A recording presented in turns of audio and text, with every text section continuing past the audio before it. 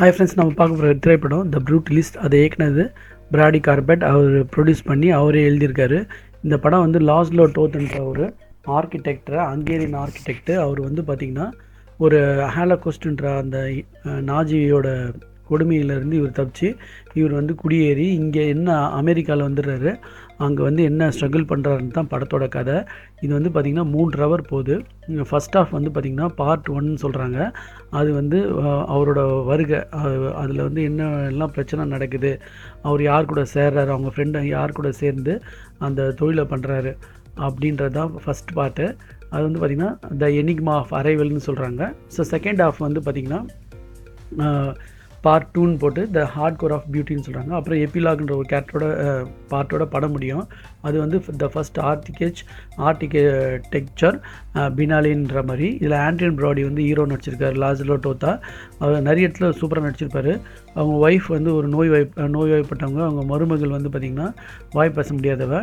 So இப்போ வந்து பார்த்திங்கன்னா இந்த ஒய்ஃப்க்கும் இவருக்கும் அடிக்கடி நடக்கிற கிளாஷ் அதெல்லாம் வந்து சூப்பராக இருக்கும். இவர் வந்து எல்லாத்துக்குமே போராடுவார். இதில் வேறு இவர் போதைக்கு அடிமையிடவர். ஹரிசன்ன்றவர் கூட அவர் பண்ணுற ப்ராஜெக்ட்லாம் வந்து இவர் தான் பண்ணுவார்.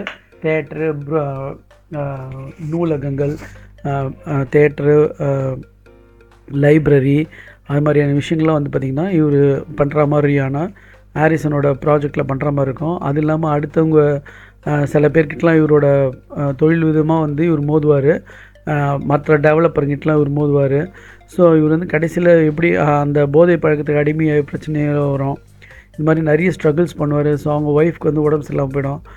ஸோ இதெல்லாம் வந்து பார்த்திங்கன்னா எப்படி இவர் வந்து ஃபேஸ் பண்ணுறாரு, கடைசியில் வந்து எப்படி வந்து இவ்வளோ பெரிய ஆர்கிடெக்சர் ஆனார், கடைசியில் வந்து இவர் வந்து எப்படி ஹானர் பண்ணாங்கன்னு தான் படத்தோட கதை முடியும். ஸோ இதில் வந்து பார்த்திங்கன்னா 3 ஹவர் படம். ரொம்ப ஸ்லோவாக போச்சு. ஆனாலும் போகிறது தெரியல. சில இடத்துலலாம் கொஞ்சம் போர் அடிச்சுது. ஸோ நீங்கள் வந்து பார்க்குறவங்க பார்த்து என்ஜாய் பண்ணுங்கள். இது வந்து பார்த்திங்கன்னா இந்த கோல்டன் குளோப் அவார்டு வின் ஆகிடுச்சு. பெஸ்ட்டு ட்ராமா கேட்டகரியில் இந்த படம் வின் ஆகிடுச்சு. ஸோ இதில் வந்து பார்த்திங்கன்னா Conclave, Complete Unknown, Dune part 2, Nickel Boys, September 5ஓட இந்த படம் மோதிச்சு ப்ரூட்டலிஸ்ட்டு. அதில் வின் ஆகிடுச்சு. இந்த 6 படத்தில் வந்து ப்ரூட்டலிஸ்ட் வந்து வின் ஆனது. ஸோ இதில் வந்து இந்த டோத்தா நடித்தவரோட ஆக்டிங் வந்து ரொம்ப சூப்பராக இருந்தது. ஆண்ட்ரியன் ப்ராடி வந்து இங்கிலீஷ் ஸ்பெஷல் நடிச்சிருக்காரு, உங்களுக்கு ஏற்கனவே தெரியும். ஸோ இதில் சில இடத்துல வந்து நல்லா இருந்துச்சு. இந்த படம் வந்து நிறைய இடத்துல ஸ்லோவாகவும் இருந்துச்சு, கொஞ்சம் போரிங்காகவும் இருந்தது. இருந்தாலும் அந்த ஆண்ட்ரியன் ப்ராடியோட ஆக்டிங்லாம் பார்க்கும்போது இந்த படம் அப்படியே கொஞ்சம் சுமாராக போச்சு.